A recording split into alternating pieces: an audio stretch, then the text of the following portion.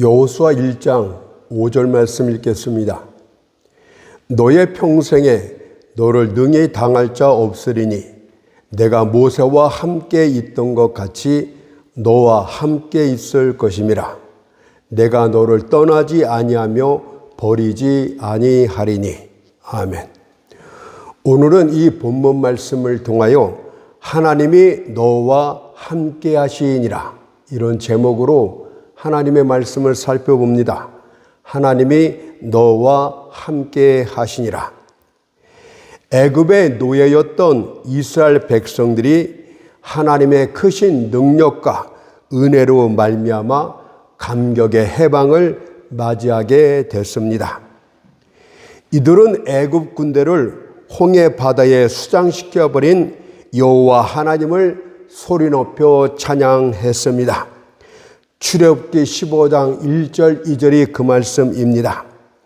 이때에 모세와 이스라엘 자손이 이 노래로 여호와께 노래하니 일러스되 내가 여호와를 찬송하리니 그는 높고 영화로우시며 말과 그 탄 자를 바다에 던지셨음이로다. 여호와는 나의 힘이요 노래시며 나의 구원이시로다고 노래를 합니다. 하지만 이 같은 감격도 잠시뿐, 이들의 신앙은 급격히 변질되어 갔습니다. 이들은 먹을 것이 떨어지자 지난날의 애굽 노예 생활을 생각하며 하나님을 원망하고 불평을 합니다. 출애굽기 16장 3절이 그것입니다. 우리가 애굽 땅에서 고기가마 곁에 앉았던 때와 떡을 배불리 먹었던 때에 여호와의 손에 죽었으면 좋았을 것을 너희가 이 광야로 우리를 인도하여 내어 이 온 회중으로 줄여죽게 하는도다. 또한 마실 물이 없어 가라게 되자 또다시 원망을 합니다. 출애굽기 17장 3절이 그것입니다. 당신이 어찌하여 우리를 애굽에서 인도하여 내어서 우리와 우리 자녀와 우리 생축으로 목말라 죽게 하느냐. 심지어 약속의 땅 가나안을 눈앞에 두고서도 이제 요단을 건너면 젖과 꿀이 흐르는 약속의 땅에 들어가게 되었음에도 불구하고 그들의 불평은 계속됩니다. 그 땅에 거하는 거인 아낙 자손들과 그들의 경관 성도를 보자 두려움에 사로잡혀 하나님의 능력까지 멸시를 합니다. 민수기 14장 2절 3절이 그것입니다. 우리가 애굽 땅에서 죽었거나 이 광야에서 죽었다면 좋았을 것을 어찌하여 여호와가 우리를 그 땅으로 인도하여 칼에 망하게 하려 하는고. 광야 생활 내내 원망과 불평을 일삼았던 이들에게 마침내 하나님의 진노하심이 임했습니다. 그들이 약속의 땅 가나안에 결단코 들어가지 못할 것임을 이렇게 선포하셨기 때문입니다. 민수기 14장 22절 23절을 읽겠습니다. 나의 영광과 애굽과 광야에서 행한 나의 이적을 보고도 이같이 몇 번이나 나를 시험하고 내 목소리를 청종치 아니한 그 사람들은 내가 그 조상들에게 맹세한 땅을 결단코 보지 못할 것이요 또 나를 멸시하는 사람은 하나도 그것을 보지 못하리라. 그러나 믿음 없는 세대 가운데서 온전한 믿음을 보였던 두 사람 갈렙과 여호수아는 약속의 땅에 들어가게 됩니다.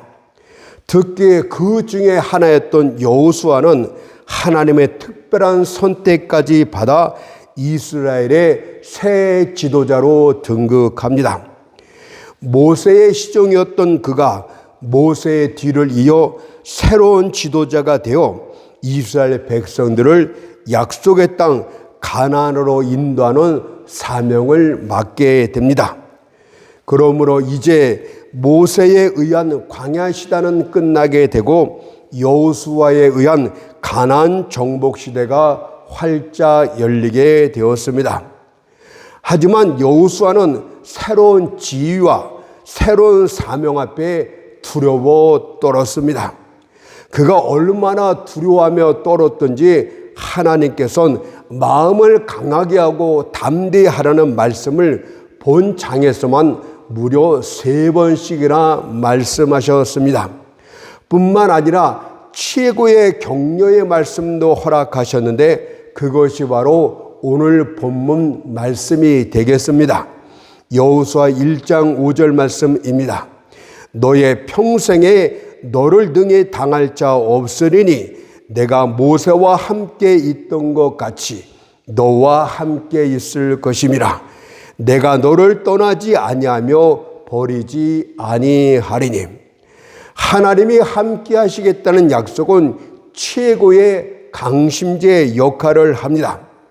주변의 모든 상황들이 혼란스럽고 마음이 평정을 얻지 못할 때 하나님이 함께 하시겠다는 이 약속의 말씀은 마음을 조용하게 평안하게 만들어주는 역할을 하게 됩니다. 따라서 이 약속은 고난의 때에 긍휼의 문을 새롭게 열어주시겠다는 뜻도 되고 새로운 위험이 닥치게 되면 새로운 보호를 하시겠다는 뜻도 되며 새로운 어려움이 일어날 때마다 새로운 도움들을 주시겠다는 약속의 말씀인 것입니다.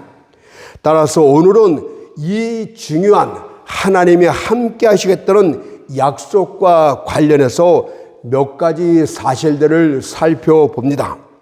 첫째로 이 약속이 의미하는 위로에 대해서 말씀을 드리겠습니다. 이 약속은 하나의 위로가 됩니다.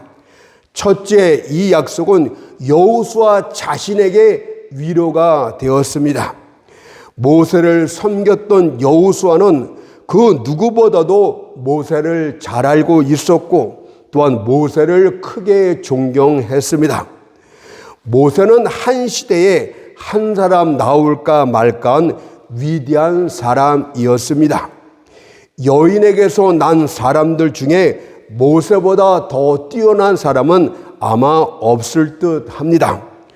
때문에 여호수아는 자신을 모세와 비교해 볼 때 자신이 심히 열등하다는 것을 알았습니다.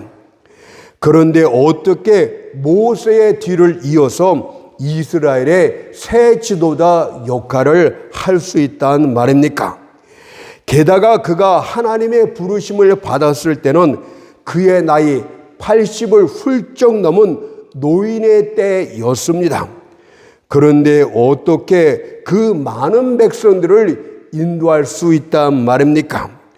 어떻게 가나안 족속들과의 싸움에서 선봉장 역할을 할 수 있단 말입니까?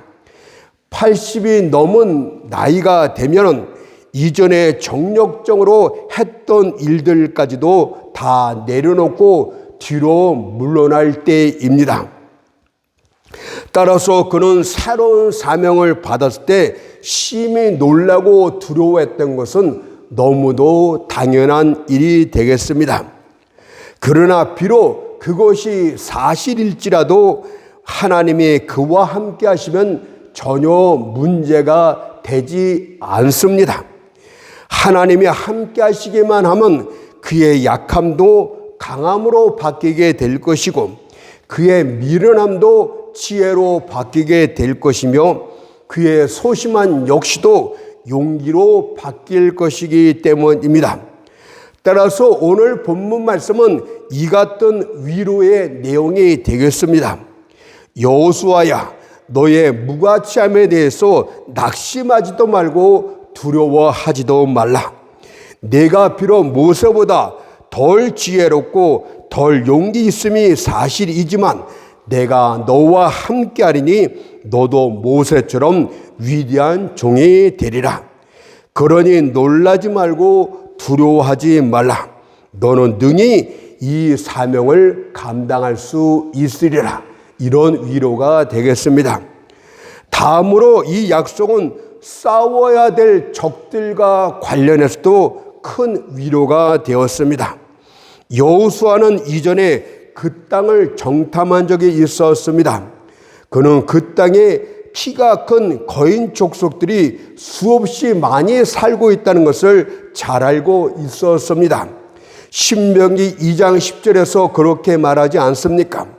엠사람이 거기 거하여 강하고 많고 아낙 족속과 같이 키가 크므로, 또한 그들이 하늘까지 닿는 견고한 도성에 살고 있는 것도 보았습니다. 그들이 무시무시한 철병거까지 능숙히 다루는 것도 지켜보았습니다. 그에 반해서 자신이 인도하는 이스라엘 백성들은 겁장이들 뿐이요 신뢰감이 전혀 없는 배신하기 좋아하는 그런 자들이었습니다. 그런데 어떻게 가나안 족속들을 그 땅에서 몰아낼 수 있단 말입니까?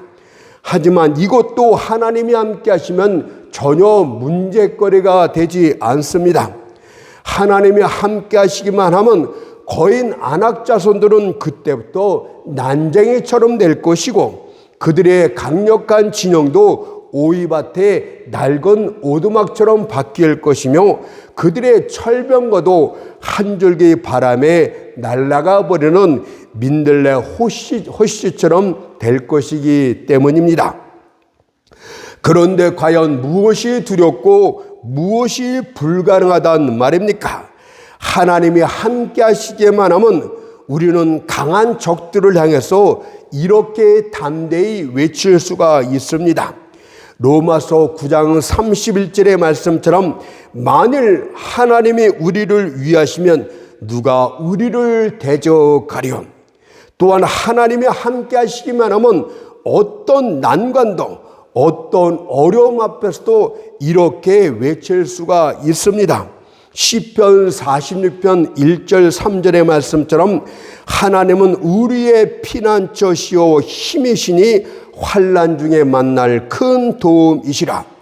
그러므로 땅이 변하든지 산이 흔들려 바다 가운데에 빠지든지 바닷물이 흉룡하고 뛰어들지 그것이 넘침으로 산이 요동할지라도 우리는 두려워 아니하리로다. 아멘.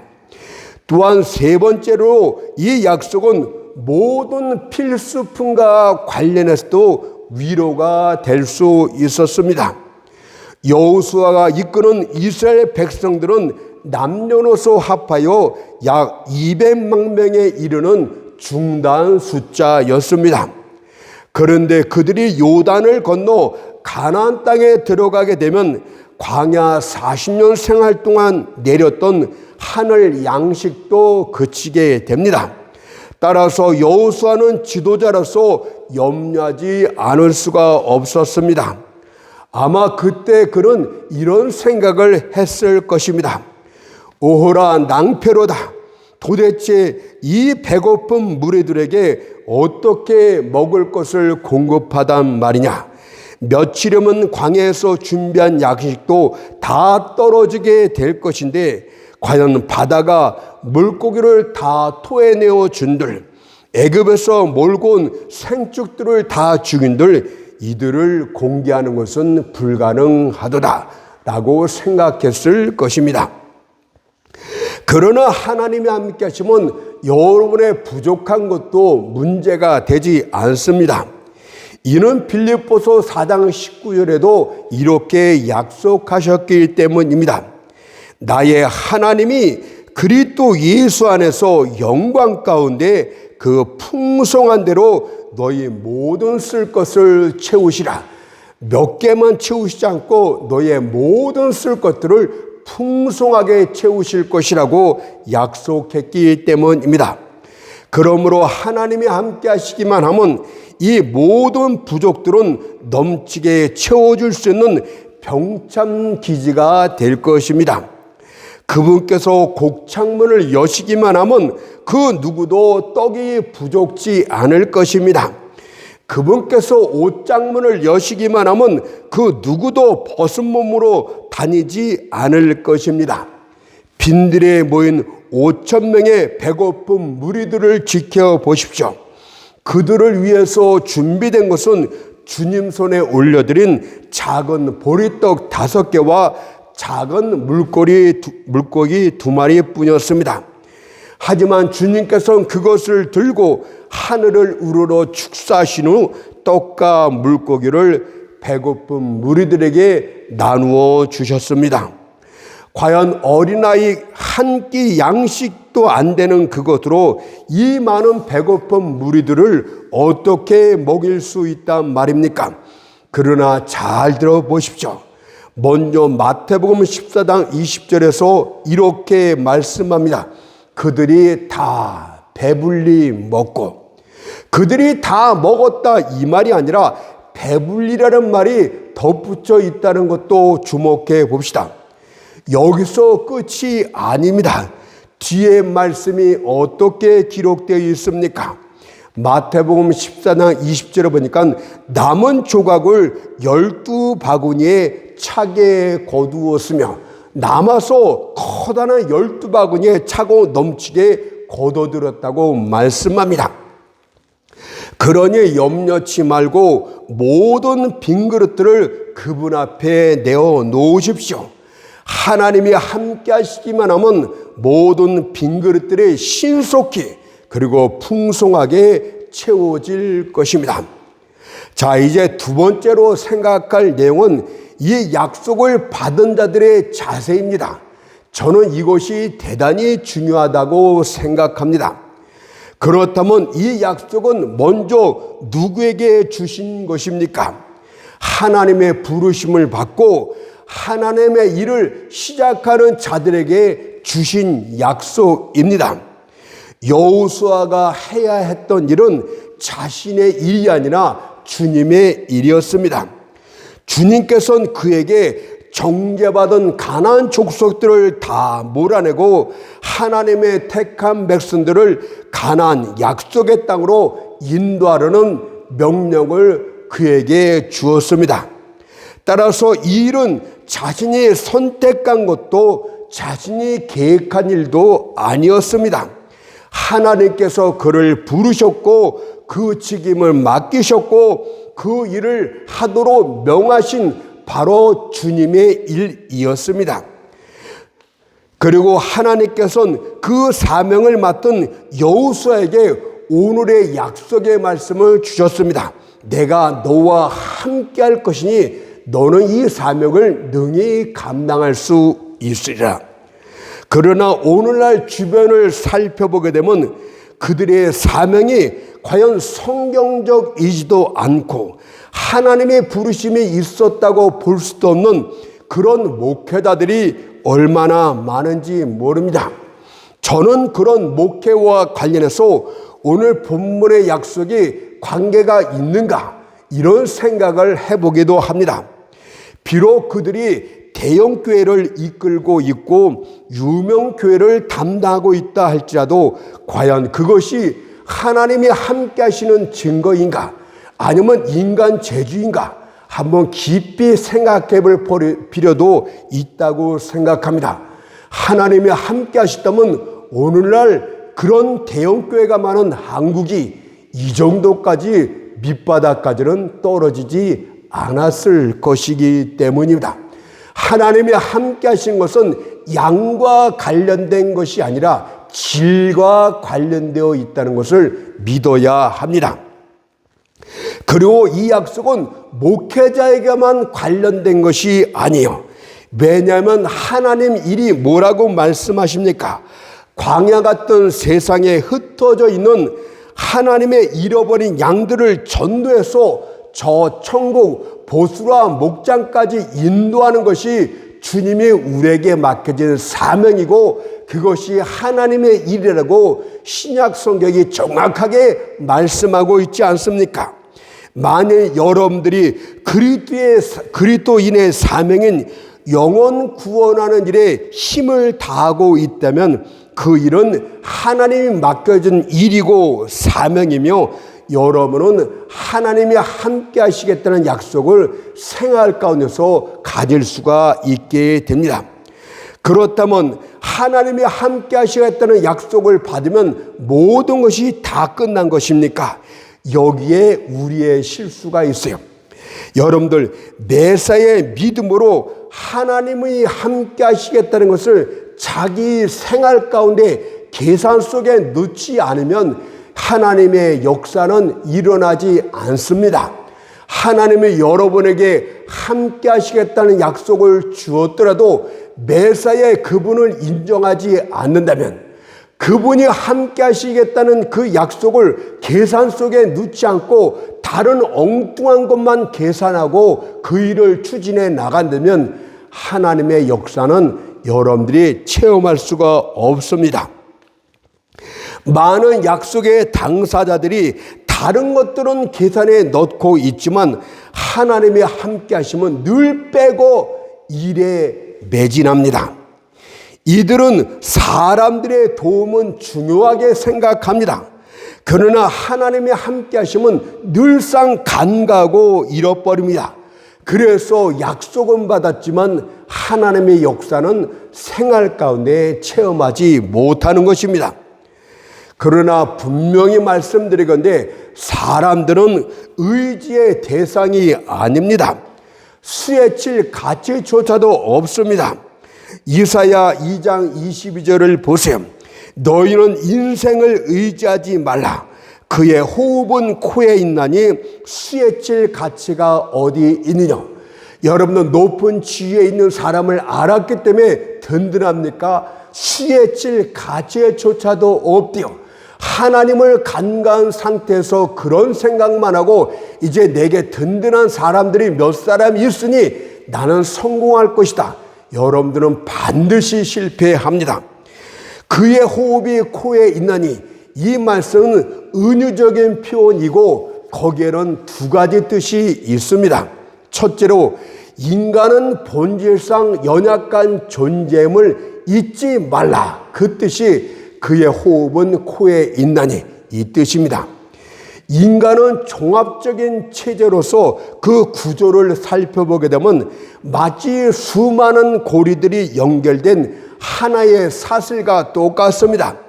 사슬의 강함은 고리 중에서 가장 약한 부분에서 결정이 됩니다. 다른 고리들이 아무리 강할지라도 가운데 약한 부분이 끊어지게 되면 사슬의 능력은 거기가 한계입니다. 우리의 뼈는 단단한 고리 중에 하나가 되겠습니다. 우리의 질기고 튼튼한 근육도 단단한 고리 중에 하나가 되겠습니다. 여러분의 많은 재물도 하나의 고리 역할을 합니다. 여러분들의 명예도 단단한 고리 역할을 합니다. 그러나 우리의 가장 중요한 생명의 본질은 아주 약한 고리라고 말씀합니다. 그의 호흡이 코에 있나니 라고 하였듯이 우리의 본질적인 생명은 우리 안에 있지 않고 밖에 한 줌의 공기에 좌우되고 있기 때문에 여러분들은 연약한 존재라고 말씀하는 거예요. 여러분들 과연 공허하고 비실제적인 공기에 의존하는 인간들이 강해봐야 얼마나 강하겠습니까? 이것을 인간이 힘 있다고 이야기하지만 금방 쓰러질 수 없는 연약한 존재이기 때문에 하나님이 살짝만 건드려도 공기 하나만 없어도 쓰러지는 존재이기 때문에 그들은 의지의 대상이 아니니라 이렇게 말씀하는 거예요. 또한 여기에 은유적인 두 번째 표현은 인간은 변덕쟁이이기 때문에 의지하지 말라 이 뜻입니다. 밖의 공기가 갑자기 차갑고 갑자기 더워짐에 따라 우리는 감기 몸살을 앓기도 하고 폐렴에 걸리기도 합니다. 밖의 공기 때문에 우리에게 이상이 온다 이 뜻이에요. 이런 은유적인 표현이 있죠. 주위에 일어나는 상황에 따라서 우리는 수시로 변덕을 떤다 이런 뜻이 담겨져 있습니다. 오늘은 사랑하다가도 내일은 미워하고, 오늘은 죽기까지 충성한다고 외치지만 내일은 배신자가 되는 것이 인간들입니다. 이런 변덕스러운 존재들을 의지할 수 있겠습니까? 여러분들 큰 상처 당할 것입니다. 따라서 변덕스러운 존재, 연약한 존재인 인간은 의지의 대상도 아니고 수혜칠 가치조차도 없습니다.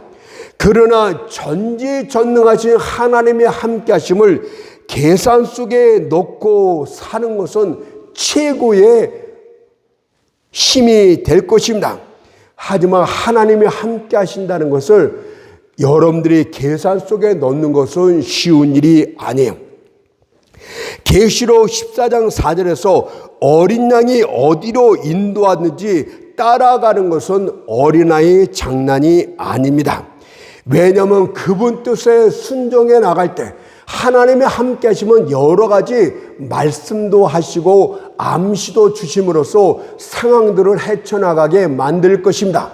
그러나 그런 뜻을 순종해 나갈 때 여러분들은 엄청난 위험들에 직면하게 됩니다. 여호수아를 보십시오.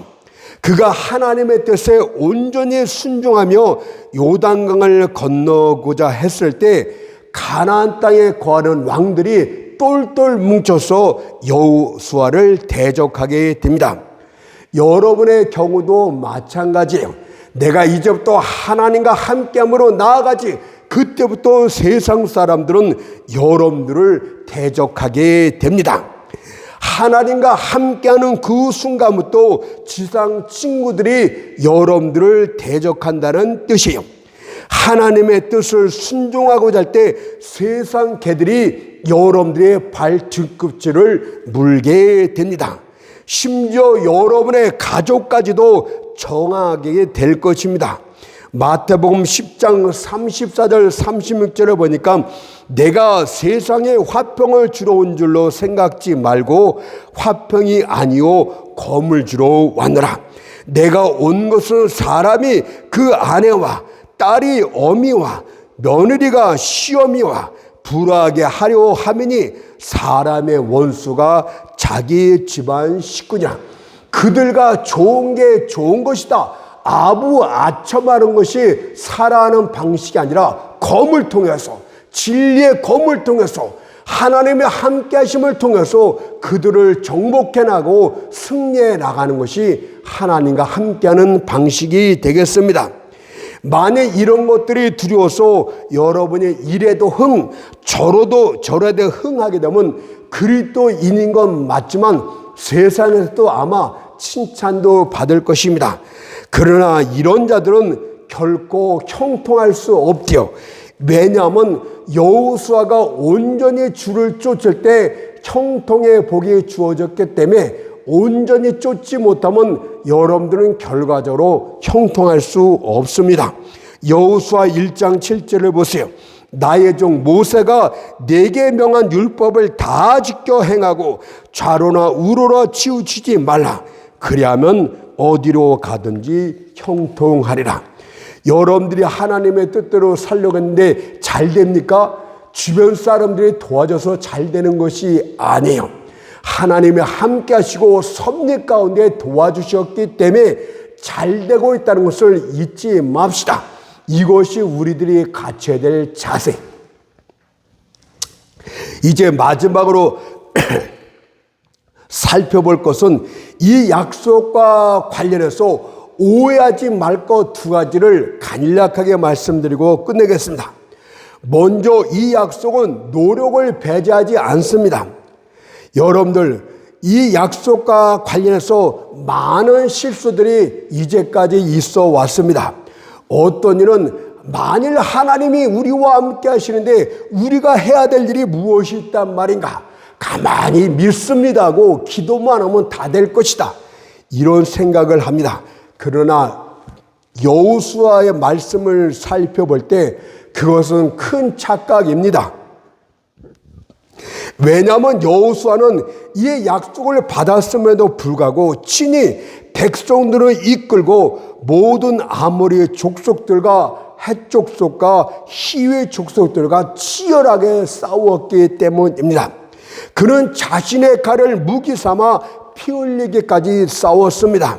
마치 하나님의 자신과 함께하지 않는 것처럼 모든 것이 자기 어깨에 달려 있느냐, 온 힘을 다해서 세상과 싸워 나갔습니다.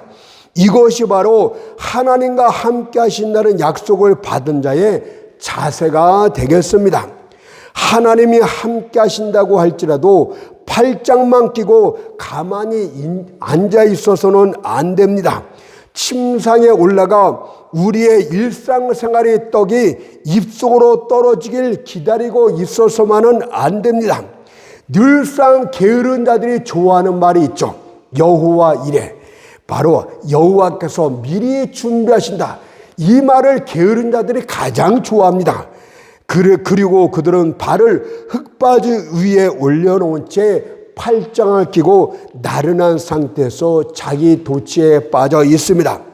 그러나 이런 주제넘는 착각은 그들을 더러운 넉마로, 배고픔으로, 감옥의 한 구석으로 몰아넣게 될 것이라는 것을 잊지 맙시다. 하나님이 함께 하신 날짜도 여러분들의 지금 현재 주어진 상황에서 최선을 다해야 됩니다. 하나님이 함께 하시니 아마 시험 볼 때 잘 될 거야. 하나님의 답을 가르쳐 줄 거야. 여러분들은 반드시 떨어집니다. 하나님이 함께 하시니 어떤 사람이 먹을 것을 갖고 올 것이다. 하나님이 함께 하시니 내가 필요한 돈을 갖다 줄 것이다. 여러분들 굶어 죽을 것입니다. 여러분들 오늘 이 말씀을 잘 기억하시고 하나님이 함께 하신 날짜도 노력을 해야 됩니다. 두 번째로 이 약속은 시험과 시련도 배제하지 않습니다. 하나님이 함께 하시면 시험도 없고 시련도 없다고 생각하고 있는데 왜 하나님이 나와 함께 하시는데 이런 시험이 옵니까? 왜 하나님이 나와 함께 하시는데 이런 고통이 옵니까? 바보나 하는 말입니다. 하나님이 함께 하심이 분명하다 할지라도 그분께서는 그 과정 중에 약속이 다 성취되어 가는 과정 중에도 끊임없이 여러분들의 믿음을 시험하고 검증하십니다.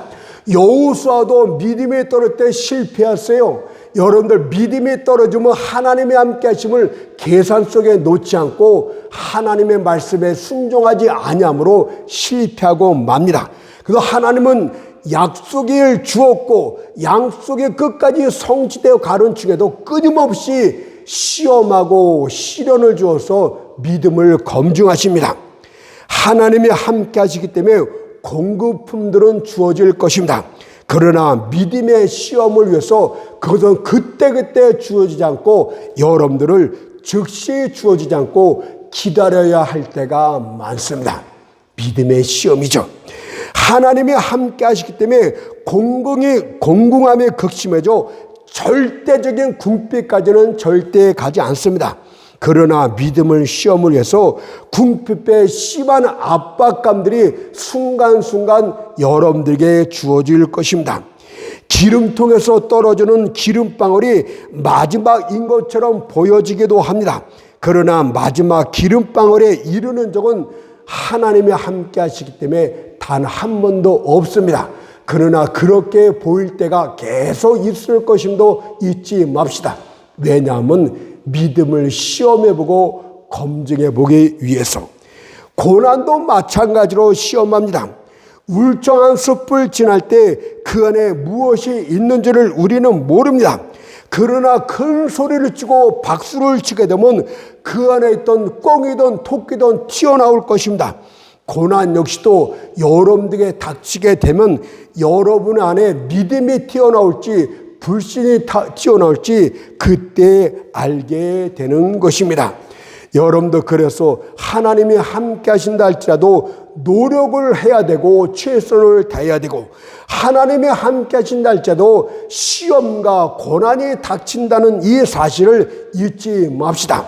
우리는 성경을 너무 잘못 가르치고 있는 것 같아요. 하나님이 함께 하시면 교회 안에서 모든 것이 잘 됩니다. 걱정하지 마세요. 성경에 그런 말은 한 군데도 없는데 어떻게 목사들이 거짓말을 잘하는지 모르겠어요. 그 입에 자꾸를 치워야 됩니다.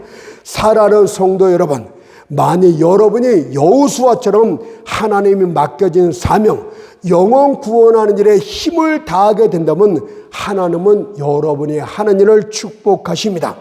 여러분들의 수고는 주 안에서 헛되지 않게 될 것입니다. 마지막으로 하나님의 함께 하심으로 가나안 땅 모두를 정복한 여호수아처럼 여러분들도 끝날의 업을 누리게 될 것입니다. 여호수아 11장 23절 말씀 읽고 마치겠습니다.